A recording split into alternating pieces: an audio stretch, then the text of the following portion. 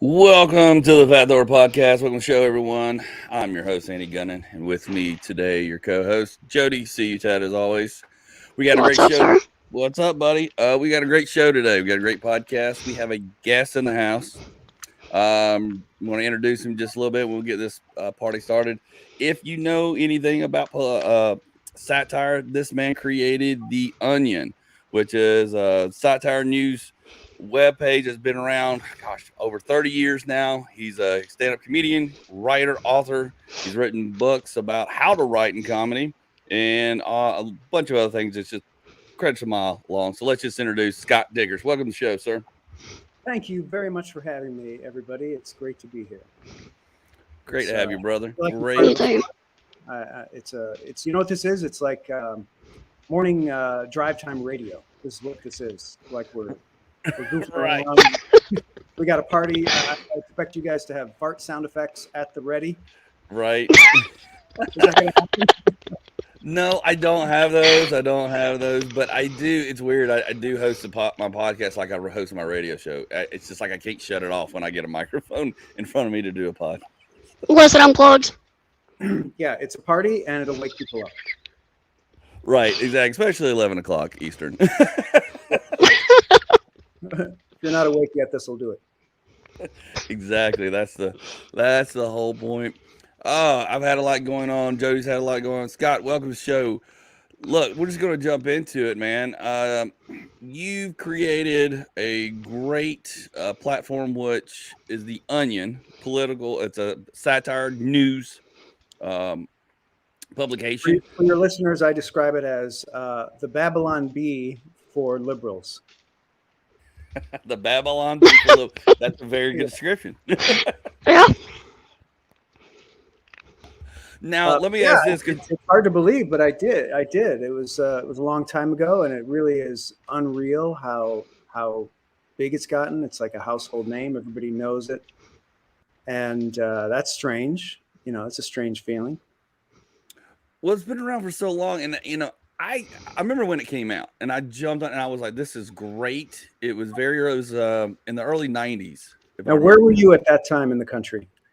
I was still here in Georgia. Okay. I was in Georgia. I was selling building material. I was still in a sales career, not in trying to be in an entertainment career. So, being at my desk and working on Excel sheets and stuff, and being able to pull up stuff that was real and read stuff other than a newspaper was really, really refreshing. Yes, we went online, I think, in '95. So that would have been, people started discovering us. And we had been in print like 7 years prior to that. So a lot of people thought it was like, oh my God, who are these people? But we had been doing it and we're sort of comfortable doing it. So the internet came along at just the right time for us to just kind of expand our readership.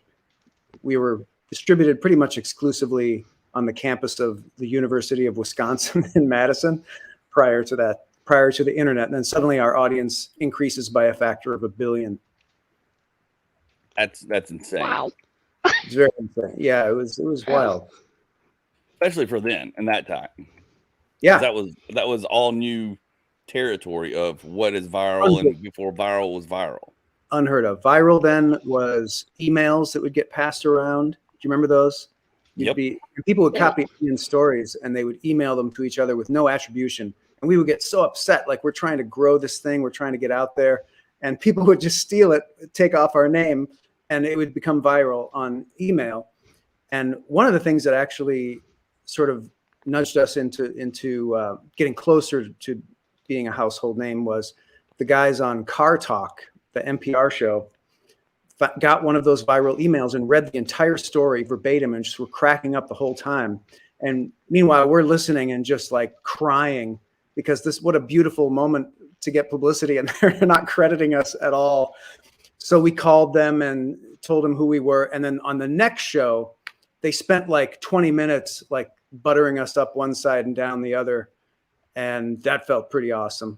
It was one of our first brushes with fame, I guess, or publicity, Nice. That's awesome.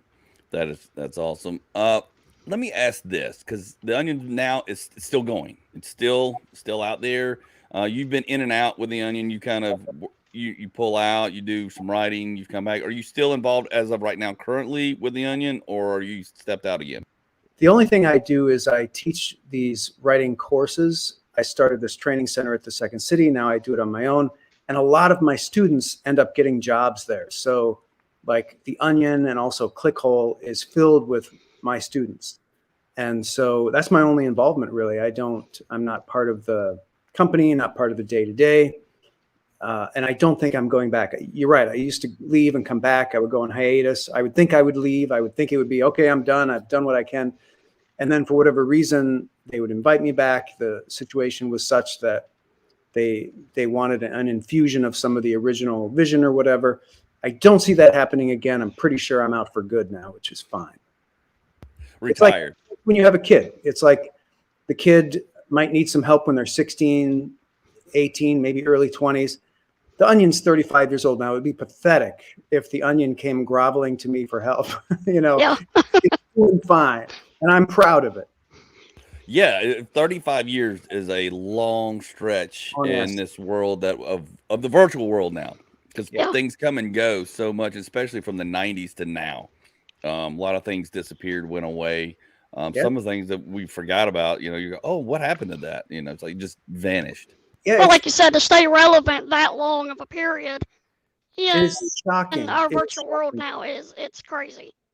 To think that the Arsenio Hall show was contemporary with the Onion, and now nobody remembers that show. I think it helps that the Onion does current events. So every time it comes out, it's about what's going on. So that news parody format has been really helpful. It was helpful in other ways to begin with, because when you're a comedy writer and you want to do funny stuff, it actually helps to have that narrow format, because it helps you focus and it gives you kind of a structure. Things like the National Lampoon always kind of worried me, because it was just a wide open. You could do anything, write an article about anything. It could be a parody of a different type of book. It could be just a magazine article. And there was no like parameters for the creativity. That's tough for a creative person. Right. And that's where we're getting into. You are now teaching, like you said, you're basically cultivating employees for them. You teach writing, you teach comedy. I'm like a coach of the farm team is what I am. Yeah. But you've also written a lot of books on how to write funny, funniest, and funnier, if I remember correctly, all three. And the fourth one is how to write funny characters. Yeah. Okay. So that's been fun. Those books actually led to the teaching, because I left the Onion and I had all this knowledge in my head. I thought I had gotten really good at how to write comedy, how to write jokes so they're going to work. And I noticed in other comedians and comedy professionals, we all kind of knew the same stuff. Like, what are the basic components of a joke? What makes it a professional joke? What gives it a better chance of succeeding versus any random funny thing someone might say off the cuff? Because professional comedians have to have an above average batting average, or otherwise why are they in the business? But nobody had ever written that stuff down. Nobody had ever spelled it out, how you do it. And that always bothered me. Comedy was one of these things that was totally secret. They say a magician never reveals its tricks, but that's total bunk. Magicians make magic trick books you can buy, and they'll tell you exactly how to do the trick. And they have kits. There's no comedian kit. And I wanted one growing up. I really wanted that. I got Steve Allen's book, How to Be Funny, and it was just awful. It was just him pontificating about comedy. It wasn't any how-to anything. And so I decided to just write it down. I had only done humor books up to that point. So it was my first nonfiction, like how-to book. And that's the other thing that always bothered me about books on comedy. They always try to be funny. And I don't want that. If I'm learning comedy, just tell me how to do the comedy. Don't try to do the jokes, That's annoying. So yeah, put out that book and didn't really think much of it. I self-published it on Amazon and just kind of didn't tell anybody. And it just sort of like snowballed over time, and people discovered it. And then I did this partnership with the Second City to develop these courses.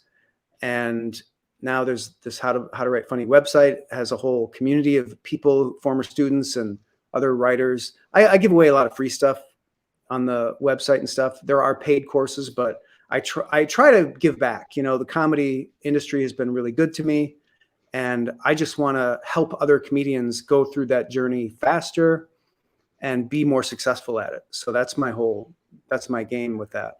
Right. And in this day and age, everybody wants everything now. They want to know how, you know, they don't want to spend the time or the process, and they may not have the 20 years to devote and put into it at this point. Like myself, I mean, I started way late into the comedy and entertainment world, even though I wanted to, you know, so yeah, you've got to figure that structure and those things out. And I've noticed a few things that on the flip side, I don't know if you noticed, is that it's not about writing so much as it is when you are a new comedian or new comedians coming in or that have been in. I've noticed the big gap I see is being able to be an entrepreneur and how to run yourself as a business solo and not having a safety net of a paycheck and network and things. That's the big gap I see with a lot of really funny, good comedians and writers. They just don't have this business and the entrepreneurial part being out there in the scoreboard zero every day scares the hell out of them. Yeah, you nailed it. And that was the first course I made online, was called Comedy Business School. You know, because when you do comedy, you basically, especially if you're a stand-up comic, you have to have three skills. You have to be a joke writer, and you have to be a performer. You have to know how to perform and have confidence on stage. And thirdly, you have to be a businessman. Like you said, you have to know how to leverage your work to actually get paid. Because if you're just going and doing stand-up, it's really tough to make a living at that. You have to have ancillary things, and you have to think about your career and, you know, what are other things you can do that'll help your stand-up. You know, could you publish articles? Could you write jokes for other people? Could you work on the radio? Could you do voice work?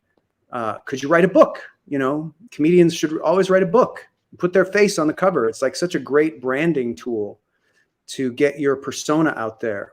You can sell it at shows, and it puts you on the radar in the audience's mind as someone of consequence, like a comedian of consequence.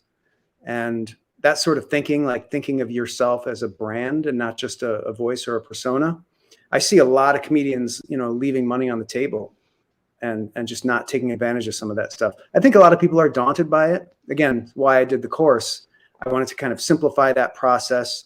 Merch, you know, everybody should be doing merch. It doesn't have to be scary. You know, you can always get help. You can always delegate that stuff, but it's good to know the basics so you can like start setting it up yourself.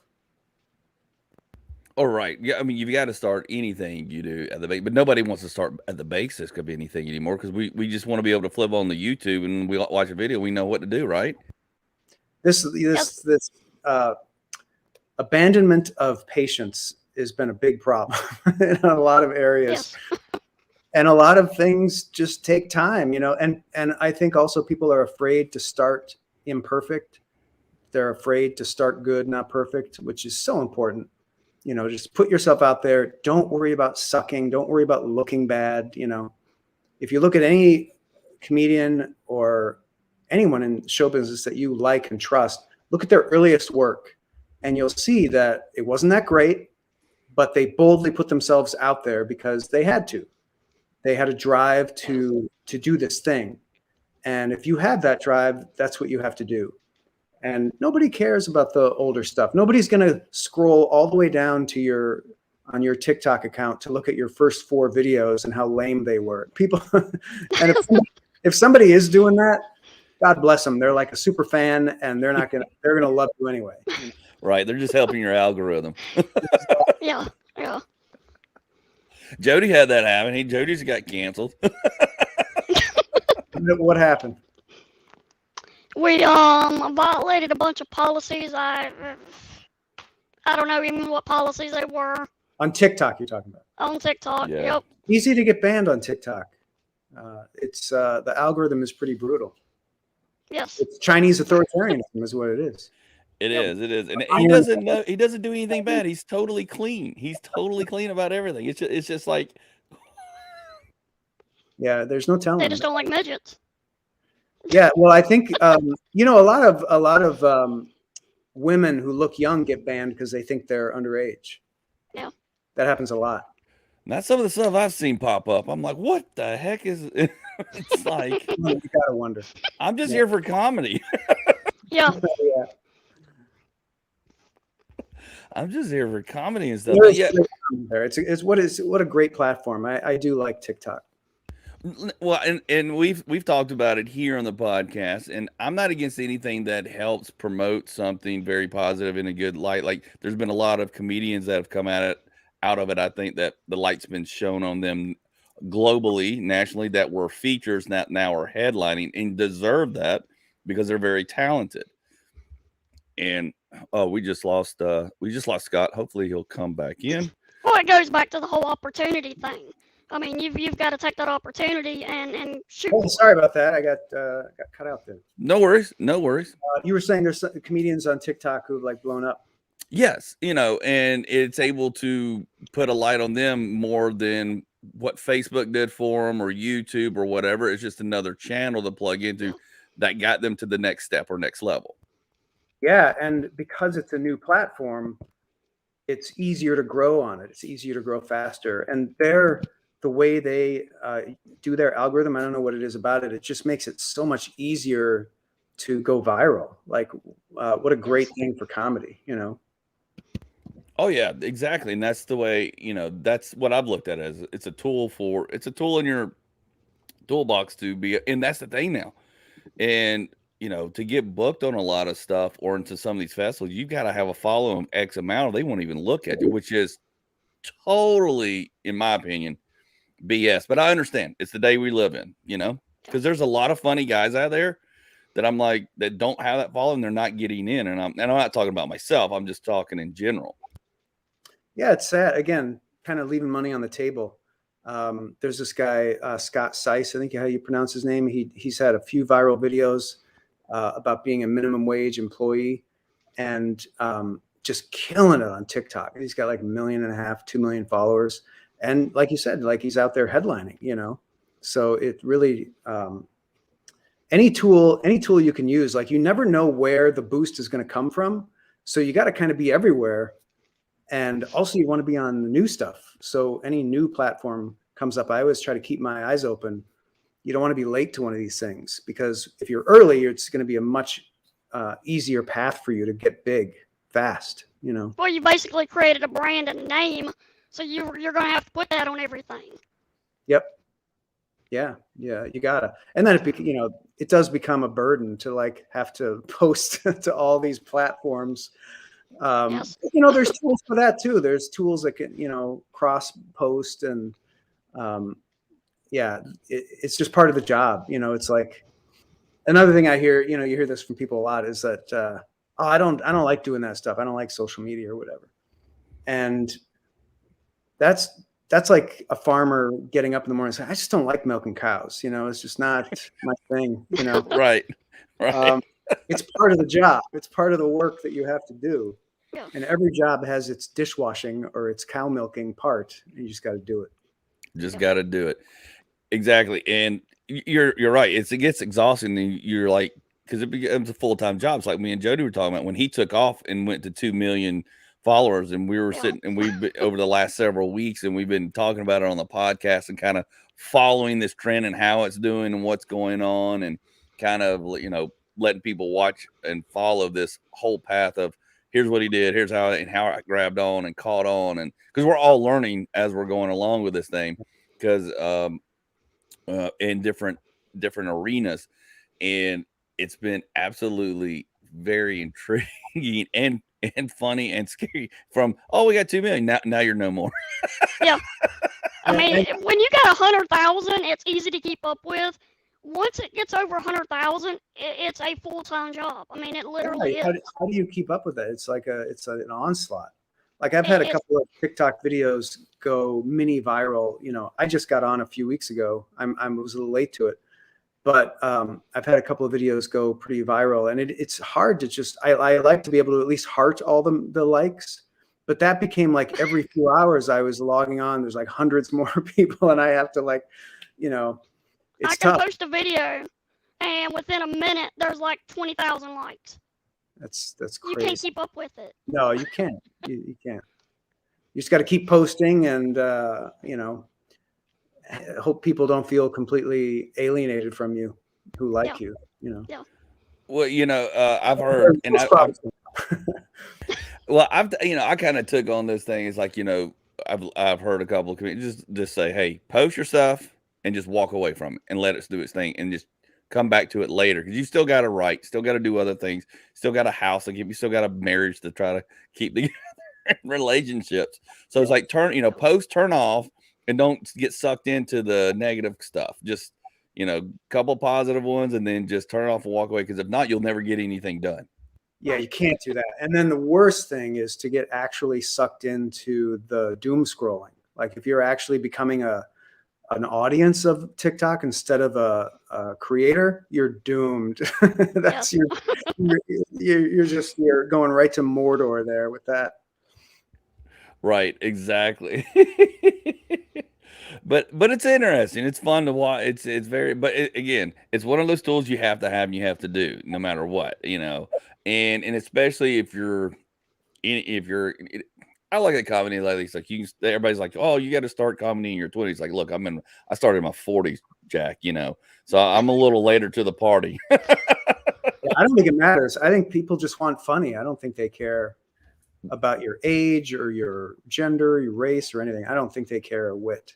No, they don't.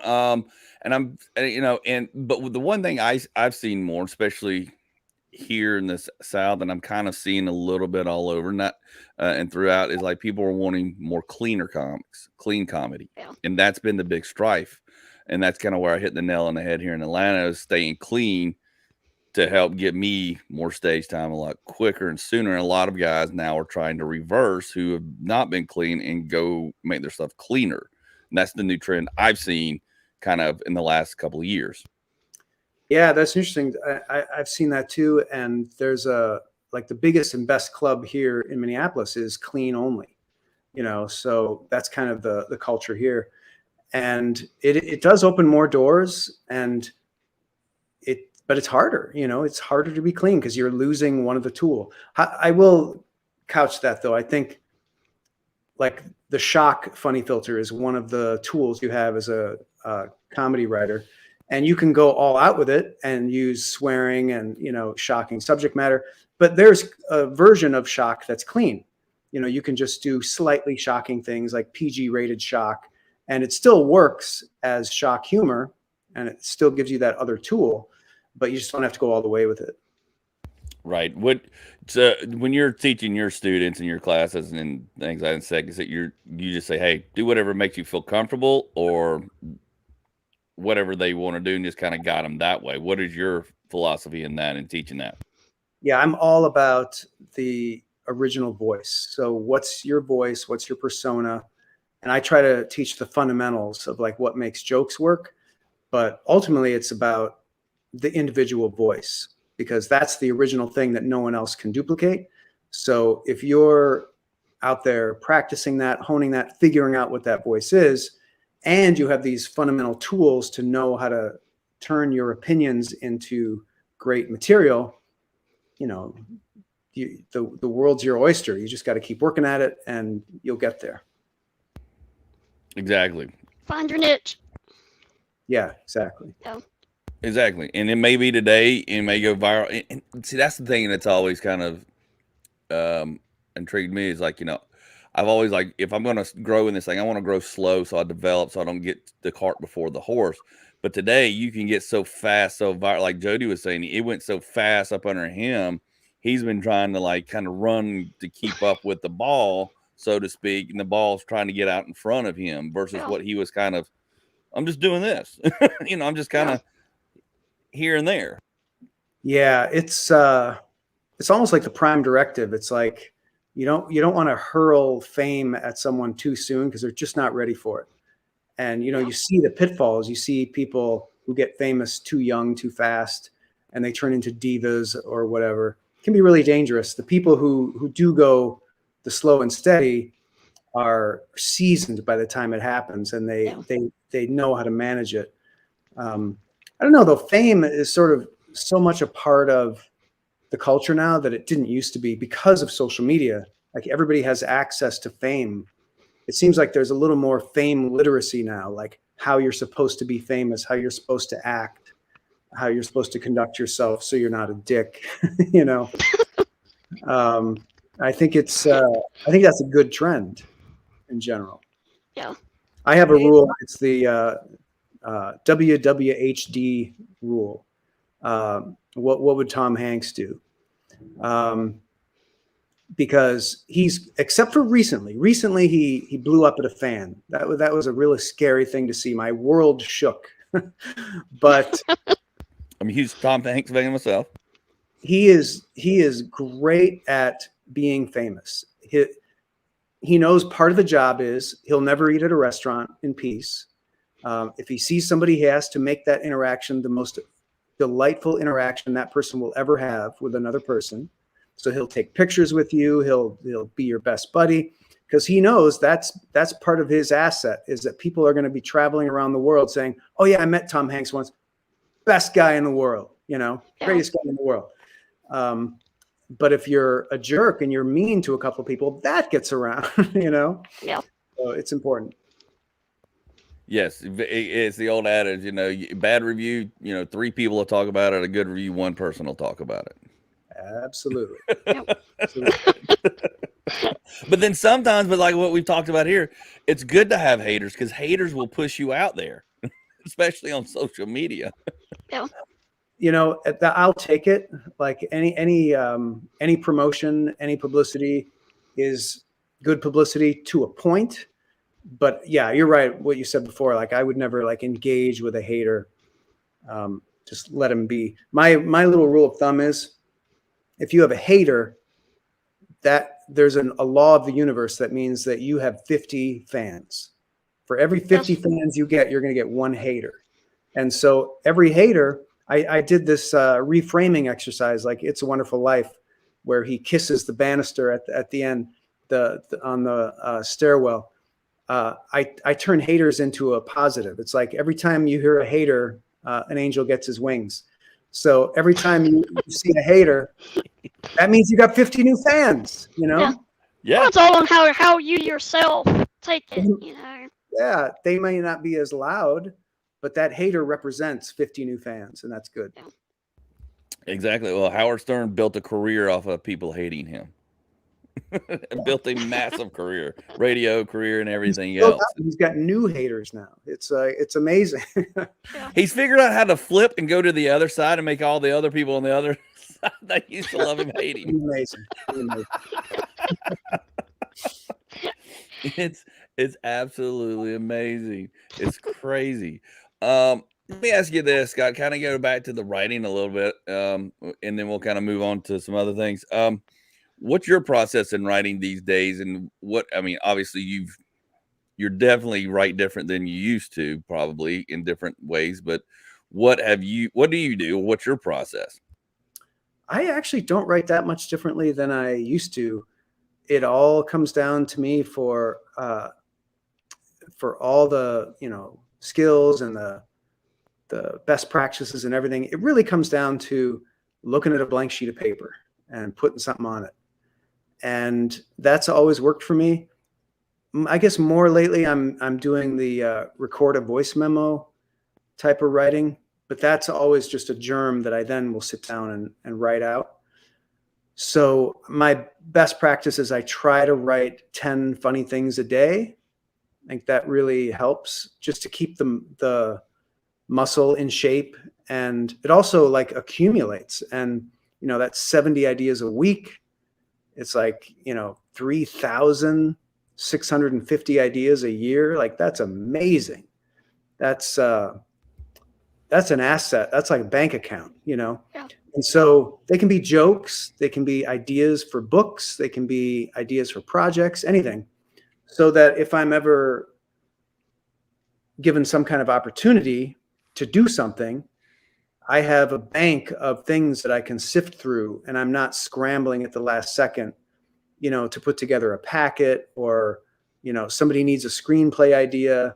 Because stuff like that happens in the comedy business, where you meet somebody and they're like, oh, I got a buddy at a development company. They're looking for a screenplay about hamsters. It's like, oh, well, out of my 3,650 ideas, I happen to have a screenplay idea about a hamster. It's gonna be great. So I like being in that position.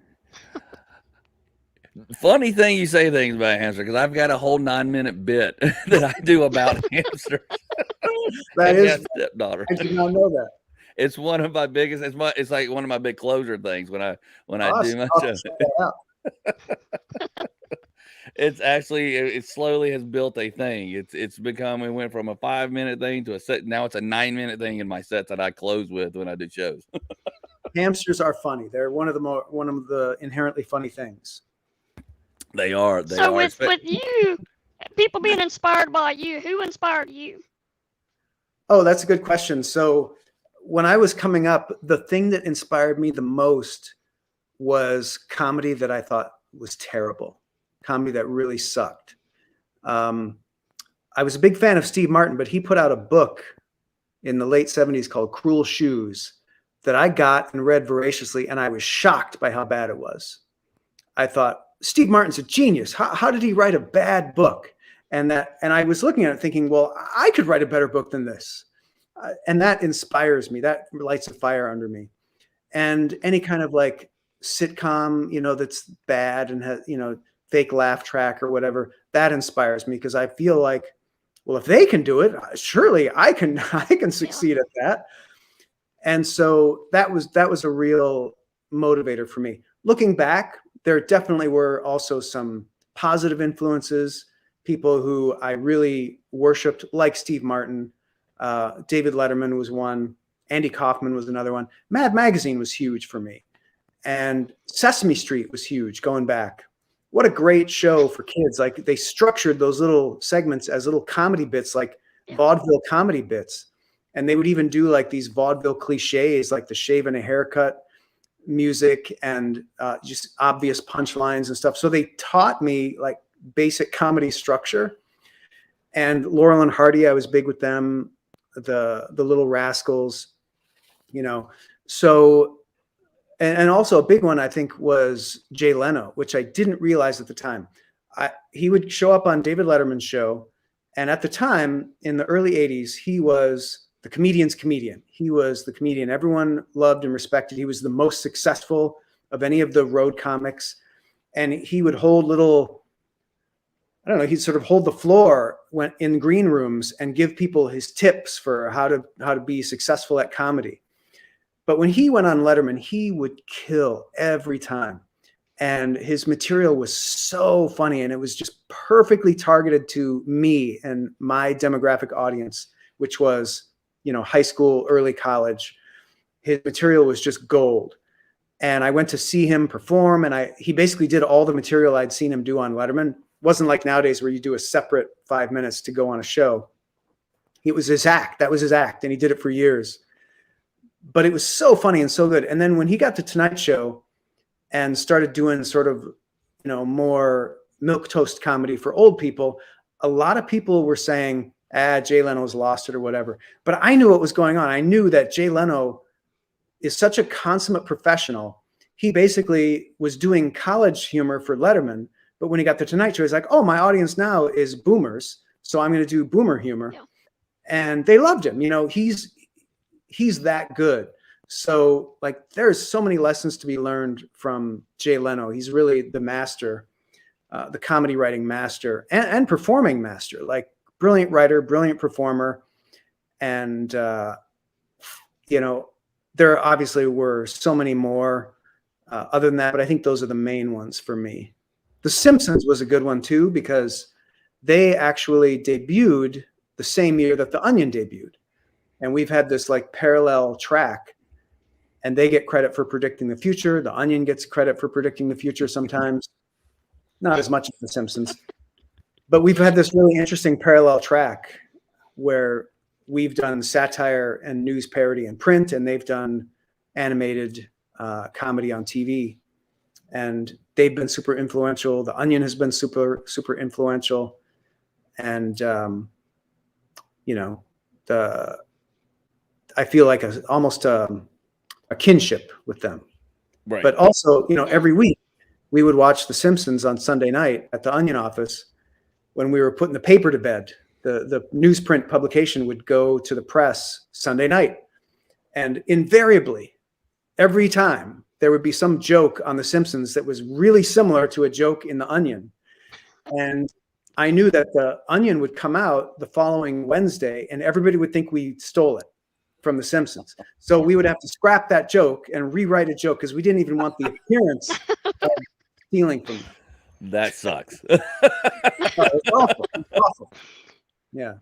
It's like when you write a joke, you go, oh, this is a good joke, I'm going to use this. And then all of a sudden you run across somebody with a similar joke right before you go up. You're like, are you kidding me? Oh, it's the worst. Yeah. When somebody opens for you and does half your act, but the problem with when in the old days was you couldn't know if someone had done the joke. There was no access. Now you can Google it. And that's super handy. But we used to get called out all the time for stealing people's jokes. Michael Moore once called me at the Onion office fuming because we had supposedly stolen a joke from one of his comedy books. He used to write comedy books. Yep. And I was like, dude, I haven't read the book. Apologies. I'm sure it's funny, but great minds think alike. And it was really funny because after that, he sent me an email like, oh yeah, dude, everything's okay. You're doing great work. Who didn't he call like and complain to? I said, who didn't he call and complain to? Yeah, no, that was his thing, I think. Yeah. That's hilarious. Oh, that's funny. But that's the difference in, then to now, and now you can Google like, has anybody done this? But then again, comedy, there's not, we all live the same life. We just got the different take. It's like Chappelle says, how interesting are you? If that comedian is interesting, has a different interesting, spin, that's who I want to listen to. It could be about the same thing because we all do the same things.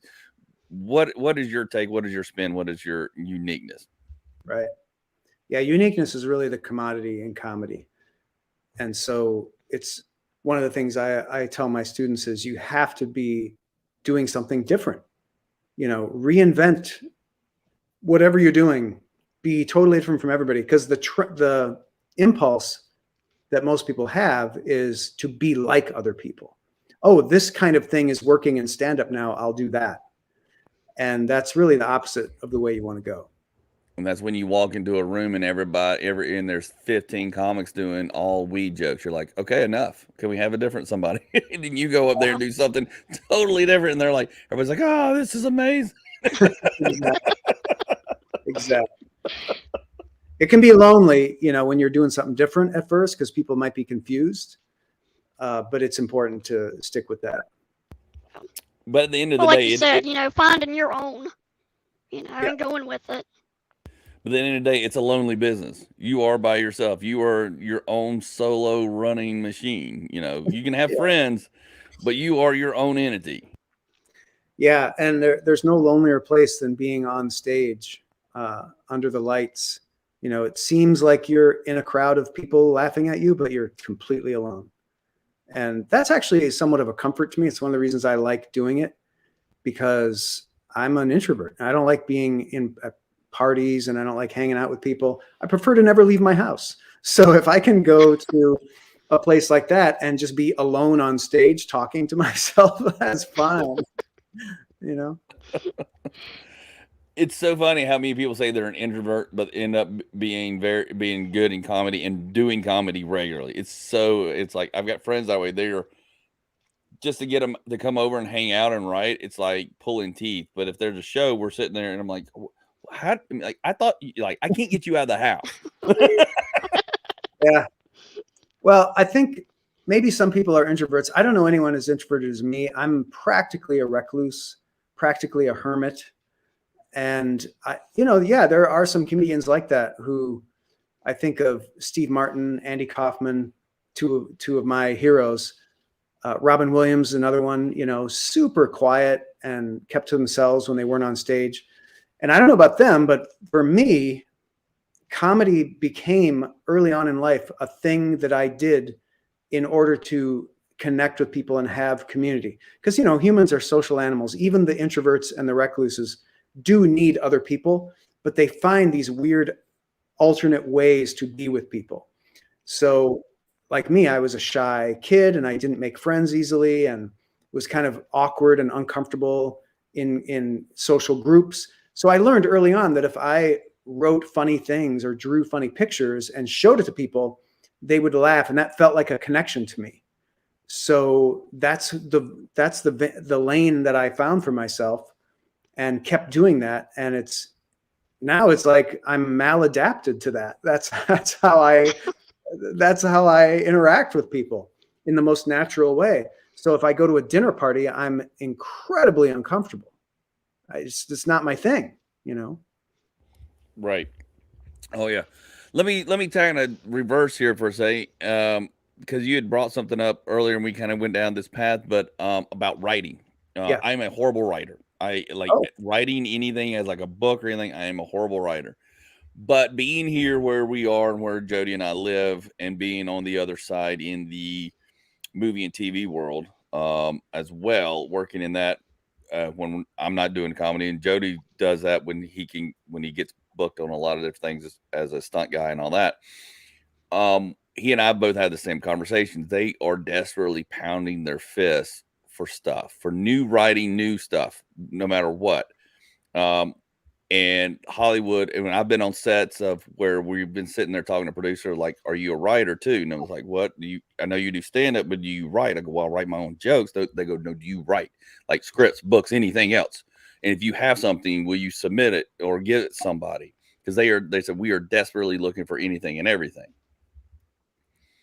What do you say to your students, and are you seeing that as well? Because here, now that everything here is being filmed here, they're all here. They're like, we need stuff. We need new stuff. We're just regurgitating stuff because it makes money, but we're looking for new stuff.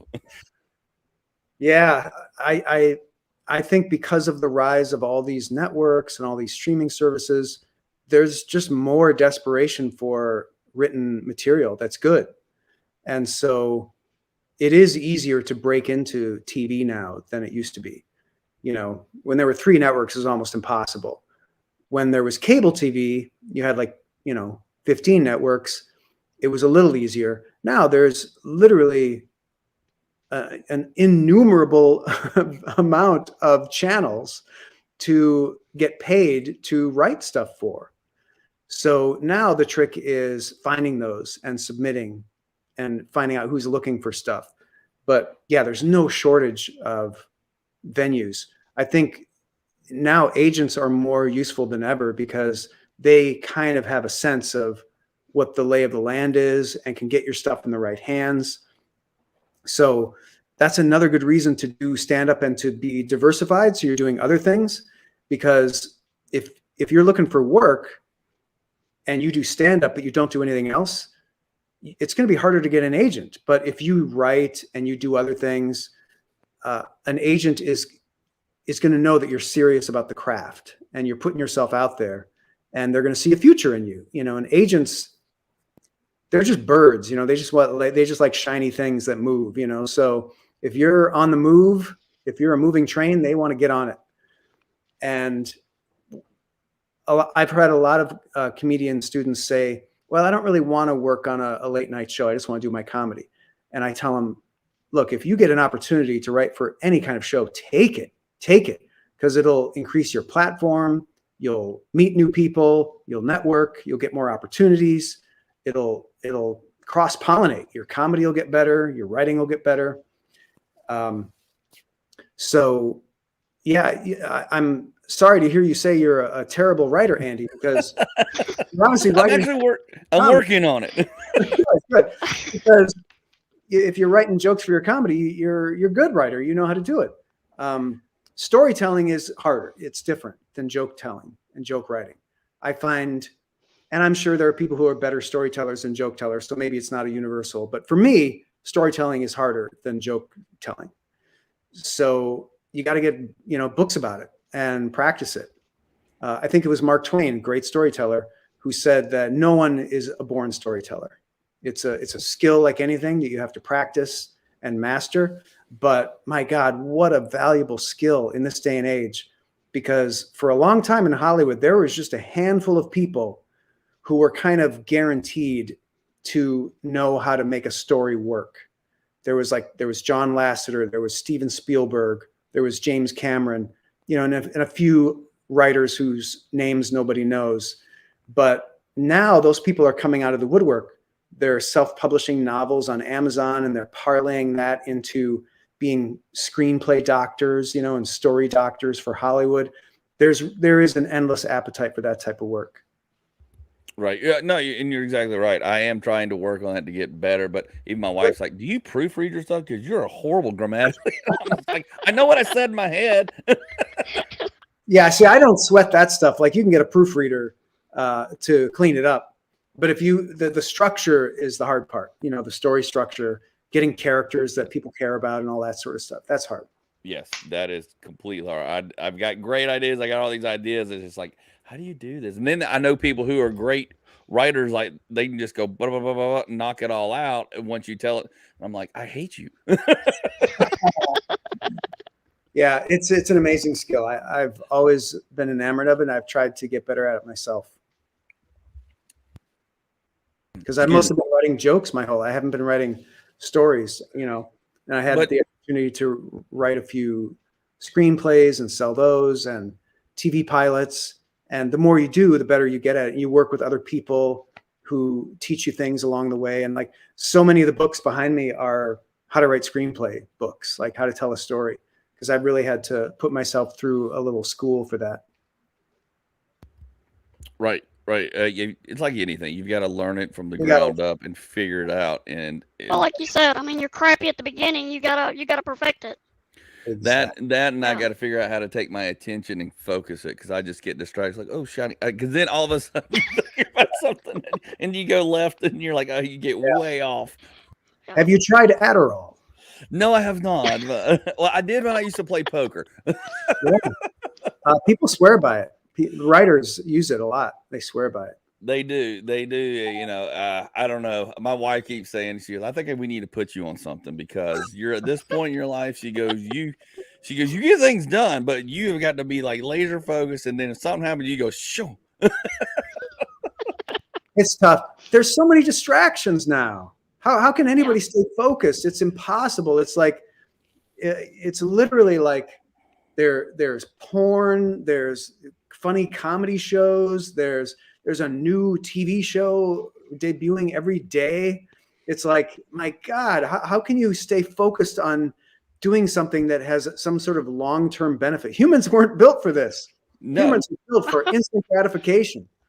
So if you have the option of either doom scrolling on TikTok or starting to write a screenplay, you're going to lose that battle 99.9% of the time. It's tough. Oh, exactly. You're exactly right. I mean, there's so many distractions. It's ridiculous. Like I was telling Jody when we were in the green room and stuff before we went live here, and I was like, dude, I've got so much done today. He's like, what? I was like, I got a haircut at 9 o'clock. I washed my car. I got my truck cleaned out for the road trip. And then I just like, I've got 8 things done before the podcast. And I feel like that too. Like I try to be productive, but sometimes like you're working all day. You're like responding to emails. You aren't really doing anything. And then you suddenly, you lead with porn, but okay. LOL. Okay, thank you. Man. Porn is one of the things that exists in this world that did not exist. There was not easy access to it when I was growing up. No.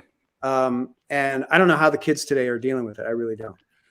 But there are days when I have like a 5-hour block and I look back and it's like, oh my God, I didn't do anything. I did the laundry and I feel exhausted. How did that happen?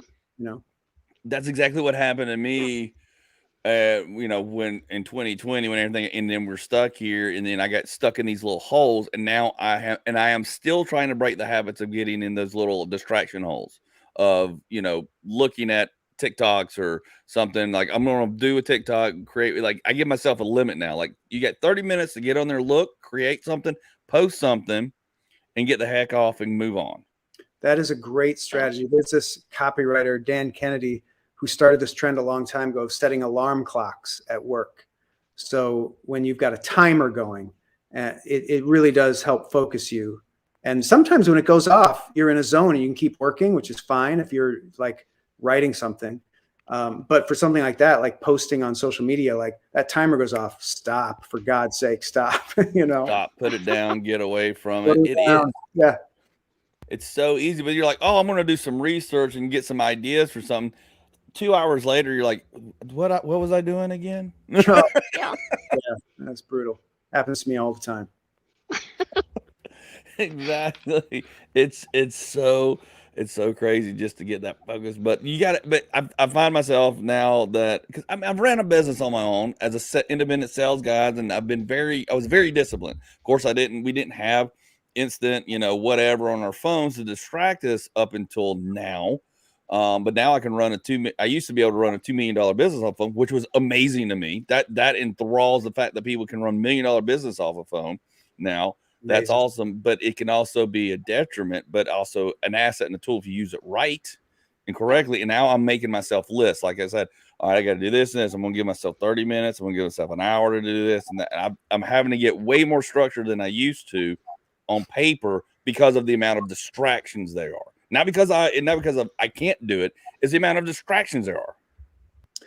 Yeah, I remember when we were starting up the Onion, there was no internet, and so we would go down to the Onion office and we would just work on the Onion, and there was no distraction. At one point, somebody brought in a video game that could play on the Onion's office computers. They were like all early model Apple computers, and it was called Crystal Quest. And it was a very addictive game, and you had to like move this crystal from one side to the other, whatever.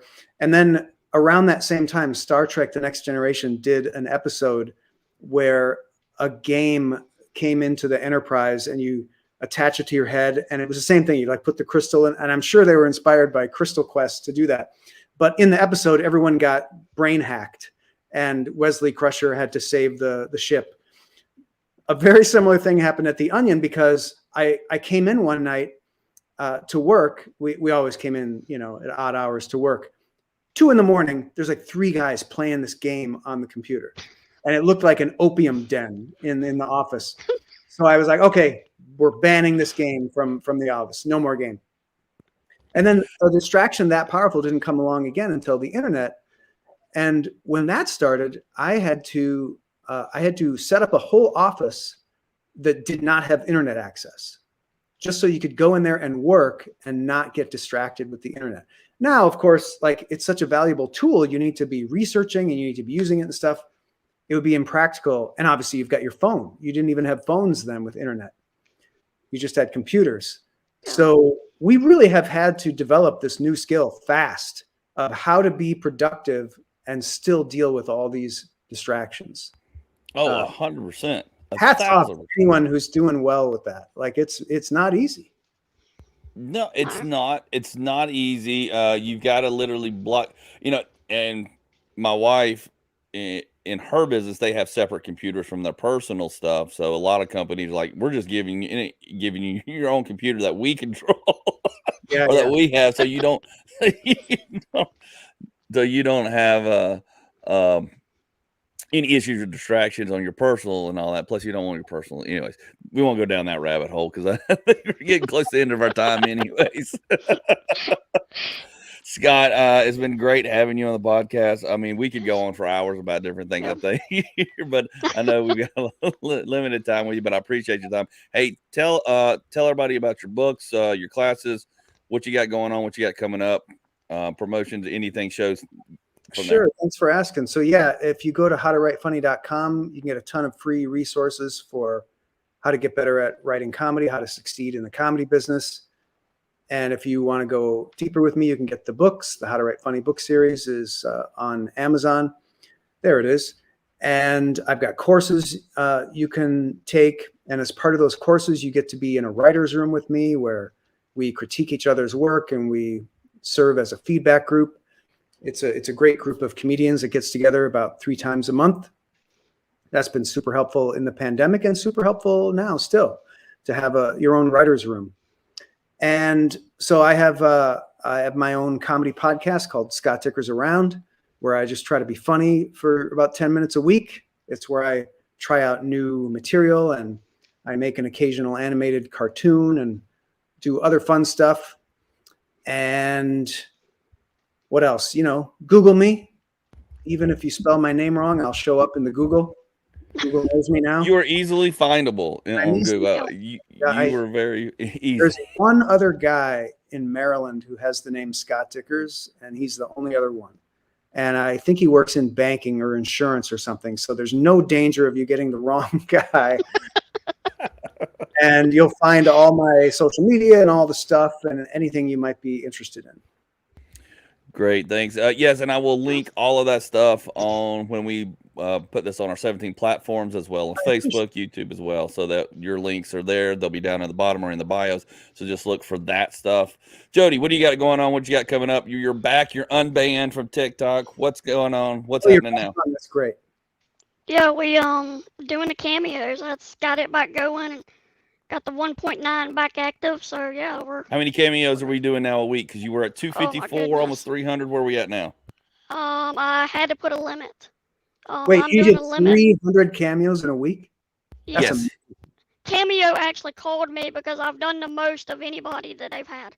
That's incredible. A couple weeks ago. That's great. So I had to put a limit, 100 of them a week, because it just got overwhelming. Again, like we were talking about, we didn't really dive into it, but with when Jody started TikTok, he was like, "Hey man, I'm just trying to make some more money in a different area because I'm not getting booked as much as I was on some of the movies." And he said, "I'm trying to make some money." And now here he is doing 300. Now he says he's got to put a limit at what. Yeah.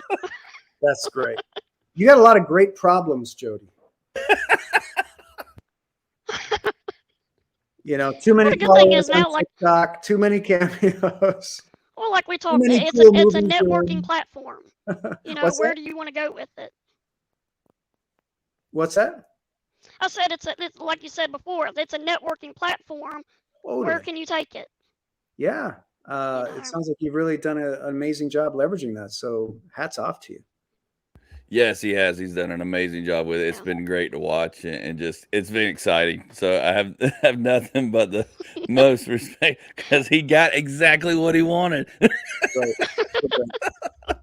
But that's it for the Fat Thor podcast. I got some shows coming up this week. I'll be in Bethlehem, Georgia tomorrow night for the 2nd anniversary of Jittery Joe's comedy. They've been doing comedy there for 2 years. I'm on the anniversary show, and then I will be going to Houma, Louisiana Saturday night to do a show out there, and then back here Sunday in Atlanta for the Atlanta Comedy Awards, where I'm nominated for Funniest Clean Comic in Atlanta.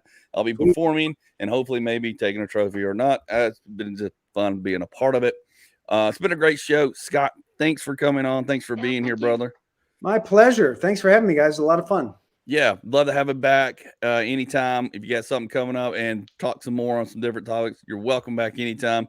Love to get you back here. Other than that, everybody have a great week. Check us out on Spotify, Apple Podcasts, and our other 16 platforms out there. You can find us, Fat Thor Podcast.